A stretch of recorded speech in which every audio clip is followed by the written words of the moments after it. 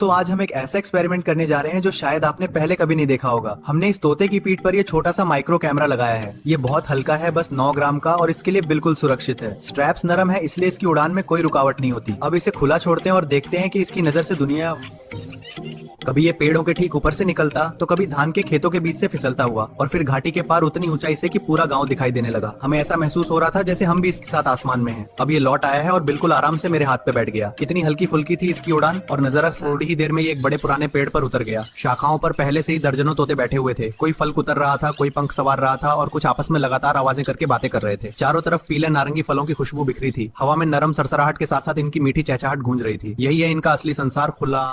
अचानक उसने पंख फैलाए और हवा को चीरता हुआ फिर से उड़ चला। मैदान छूटता गया और सामने घना जंगल फैलने लगा। पेड़ों की ऊंची ऊंची शाखाओं के बीच से वो फिसलता हुआ भीतर बढ़ी रही, और हर तरफ हल्की हल्की चमक वाले फूल और कवक झिलमिला रहे थे। ये कोई साधारण वन नहीं था, ये तो किसी छुपी हुई रहस्यमय दुनिया का द्वार से उड़ा और सीधे उस प्राचीन तने की ओर बढ़ गया, जिसके बीच में रोशनी से घिरा हुआ एक गोल सा द्वार था। जड़ों पर उतरते उसने से अंधेरे में झांका, फिर बिना झिझके भीतर चला गया। अंदर की हवा गर्म और सुरक्षित थी। सूखी पत्ती और नरम डालियों से एक छोटा सा घोंसला बना हुआ था, जिसमें 2 चित्तीदार अंडे आराम से टिके। उस छूकर अभिवादन किया और साथ साथ अंडों के पास बैठ गए। एक ने टहनी सुधारी, दूसरे ने पंख फैलाकर छाया दी। अब ये घोंसला केवल सुरक्षित ही नहीं, साझा भी था। गर्मी, रोशनी और देखभाल सब कुछ दोनों में बड़ा था। यही उनकी छोटी सी दुनिया थी, मिलकर ओढ़ी हुई जिम्मेदारी और इंतजार से। माइक्रो कैमरे ने हमें तोतों की एक ऐसी दुनिया दिखा दी जो आमतौर पर इंसान की नजर से छिपी रहती है। समझ जालस के ऊपर ऑन सब्सक्राइब वन की लिख कर ब्यूटीफुल चैनल को सब्सक्राइब जरूर करें।